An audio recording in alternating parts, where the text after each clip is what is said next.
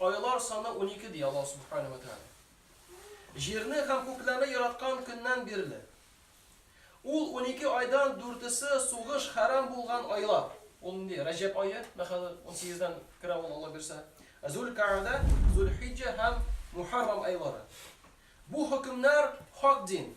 Ул айларда үзегезгә зулым итмәгез, белегез, Аллаһ тәкъвалар белән бергә. Тәүбә сүрәсе 36-чы аят.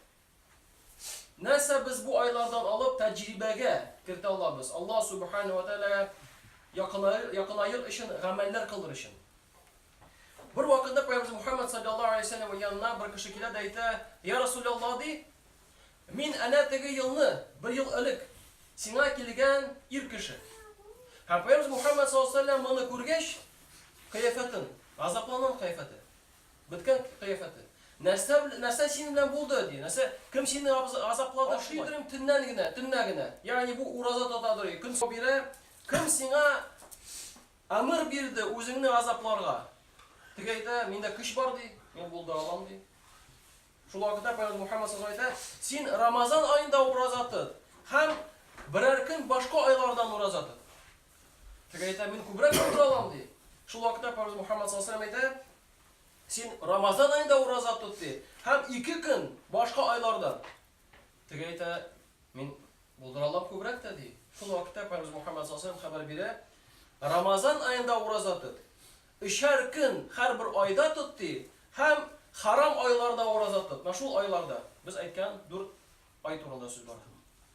Ягъни галимнәр Ханафи мазхабында, Шафиғи мазхабында, Малики мазхабында һәм кайбер Ханбали мазхабларында галимнәр әйтәләр, шул айларда ураза тоту мустахаб гамәлләрдән була. Үз кылын бер төндә харам мәчетеннән аятларыбызны күрсәтү өчен тирә-ягын бәрәкәтле иткән ерак мәчеткә күчергән затка адам. Ул чынлап та һәр нәрсәне ишетүче күрүче. Исра сүрәсе 1-нче аят. Ягъни Пәйгамбер Мухаммад саллаллаһу алейхи ва саллям Мәккәдән Ал-Акса мәчетенә Иерусалимга күчергән бер төндә, ул вакытта. Ягъни бүгенге көндә без самолет белән иша алабыз. Төндә дә була. Ул вакытларда бит ул айлар кирәк иде бар өчен. Бу бер төндә генә әйләнде. Һәм ни кызык, Пәйгамбер Мухаммад саллаллаһу алейхи ва саллям анда барып кайткач, икенче көнне һәр сөйли башлады моның турында. Абу Җәһл, аның дошманы, Пәйгамбергә Мухаммад саллаллаһу алейхи ва саллямга бирде ирек сөйләргә. Бөтенсен тыңлап бирде. Бөтенсен тыңлады. Һәм шул вакытта Пәйгамбер Мухаммад саллаллаһу алейхи ва саллям сөйләп бетергәч, карагыз ди. Сезнең пәйгамбәрнең ди, бераз башы үтә башлады ахырсы.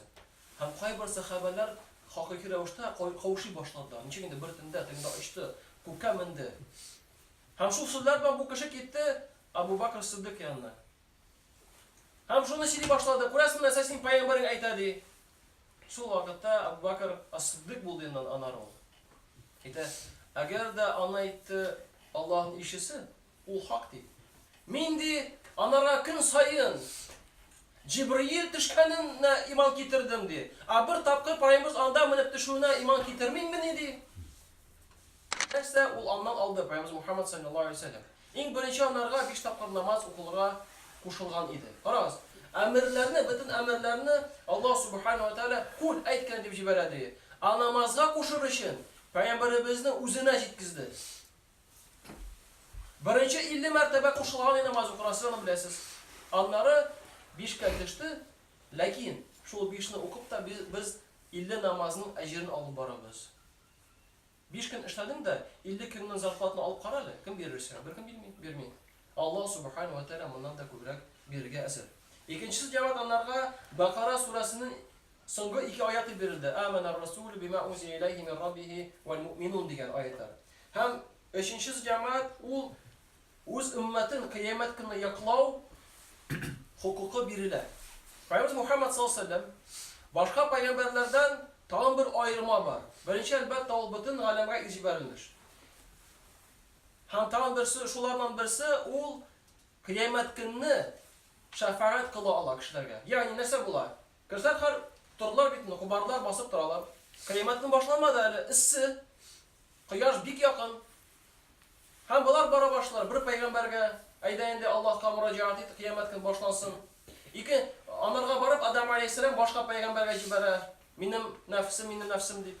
Һәрбер пәйгамбер үзен кайгырып башка пәйгамбәргә җибәрә бара. Хәтта безнең пәйгамбер Мухаммад саллаллаһу алейһи ва саллям безнең пәйгамбер әйтә: "Минем умматым" дип, һәм барып сәҗдә кылып, сәҗдәдә элек мактамаган сүзләр белән Аллаһны мактый, Аллаһ Тәгалә аларга ача. Һәм әйтә Аллаһка: "Минем умматым" дип. Менә шул шафаат. Яклау кыямәт көнне. Аларга насыйп булыр.